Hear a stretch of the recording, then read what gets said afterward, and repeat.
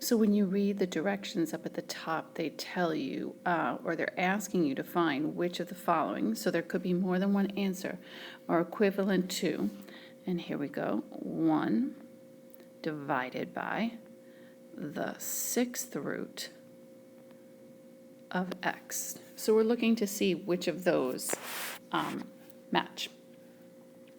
All right, so I'm going to just put the work down here. So for Roman numeral 1, you've got the 6th root of x, which would be another way to write that. If I wanted to write power over root, that would be to the 1/6 power over x to the 1/3 power.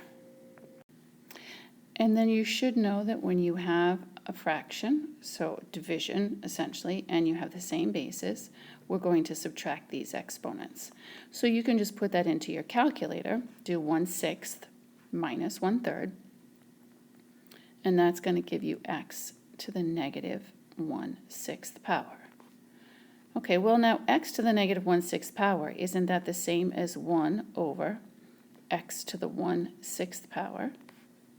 Right, because all you need to do is, if we have a negative exponent, to make that positive, you put it in this case in the denominator, because right now it's in the numerator.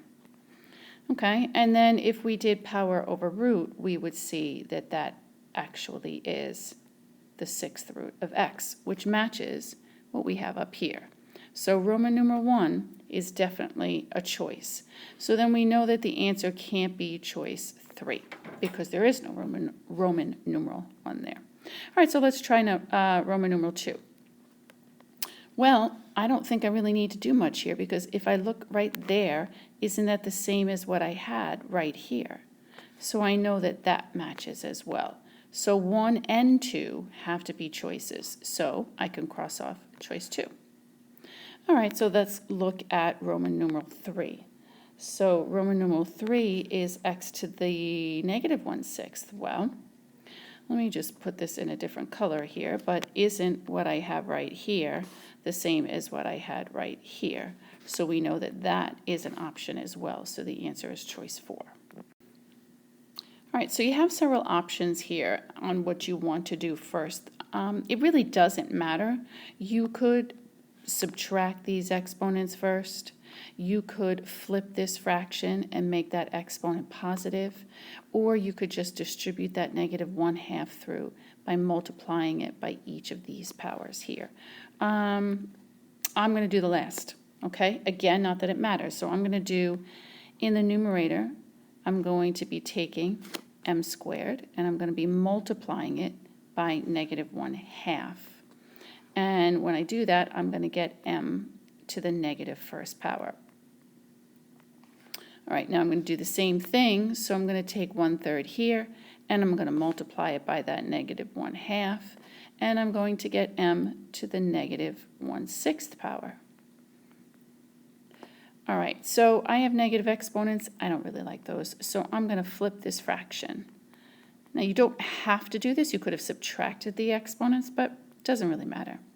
Now I'm going to subtract the exponents. So I'm going to do 1/6 minus 1, which is going to give me m to the negative 5/6. Okay, and that would be 1 over m to the positive 5/6. Now I don't see that as an answer choice, so then lastly I'm going to do power over root. So the root would be the 6th root, and the power would be 5. And if I look at that, I would see that that is choice 2.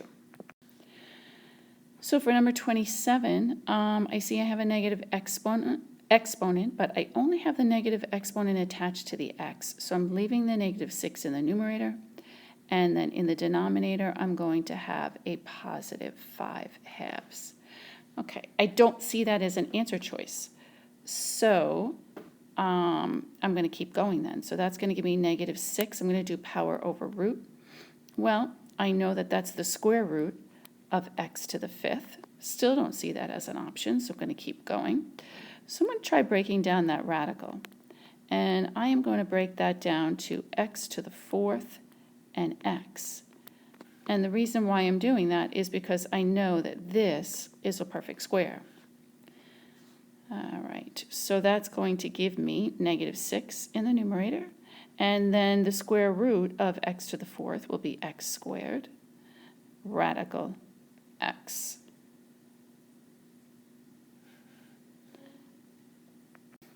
Okay, so I just rewrote it down here. Now, I still don't see that answer choice there.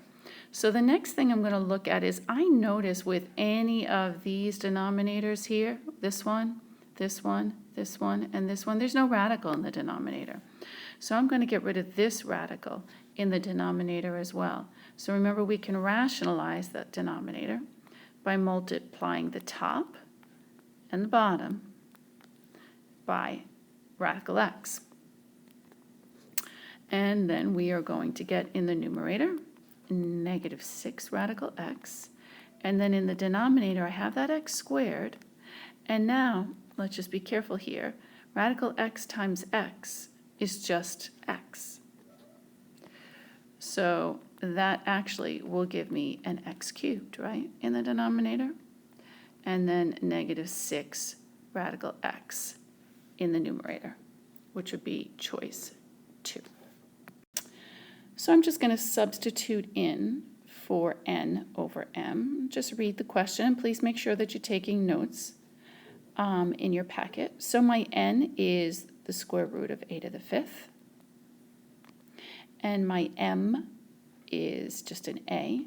So I'm going to take that out of the radical. So I know that's a to the power over root. And then I've got the a in the denominator there, which is technically to the 1st. So I'm going to subtract those exponents, and that's going to give me a to the 3/2. Now I don't see that there as an answer choice, so I'm going to try doing power over root. So the root would be a 2, and the power would be a 3. And if you look at that, that's choice 4.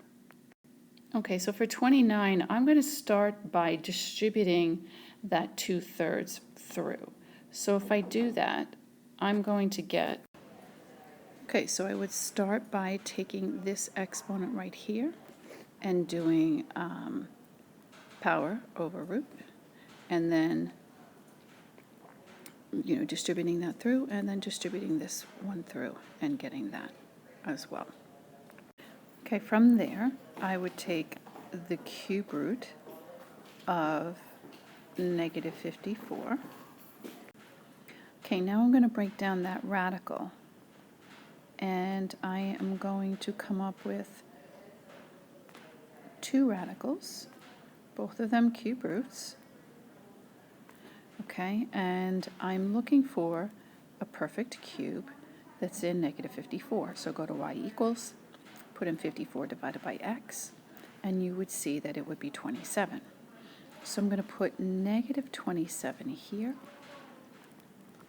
and put a 2 here, and I know that y to the 9th is already a perfect cube because it's divisible by 3. Now I'm just going to keep this squared right out here for now, okay, and then I'm just going to leave this as y to the 8/3. All right, so then what that ends up giving me is -3 x cubed, and then I have got the cube root of 2, and then that whole quantity is squared. Okay, and then that's all over y to the 8/3. All right, well now I'm going to square everything in that numerator, so that's going to give me a +9 x to the 6th times the cube root of 4, and that's all going to be over. And now I'm going to do power over root here. So I'm going to do the cube root of y to the 8th, and then that's going to give me 9x to the 6th, and then I'm going to have the cube root of 4. All right, now with this, I'm going to take a little detour here, and I'm going to break that down to the cube root of y to the 6th, and then the cube root of y squared. Okay, so that when I bring that back up here, that's going to give me y squared on the outside, and then the cube root of y squared on the inside. And if you look at this, this is choice 4. Now, this is a multiple choice question, so what you could do is store a number in as X. Say like 2. Okay, do 2 store as X, hit enter in your calculator. Do 3 store as Y, hit enter in your calculator. Then type this in, get an answer, and then type in these 4 choices one at a time and see which one gives you the same answer as when you typed that guy in, and it would be choice 4. I personally think that is definitely the better way to go.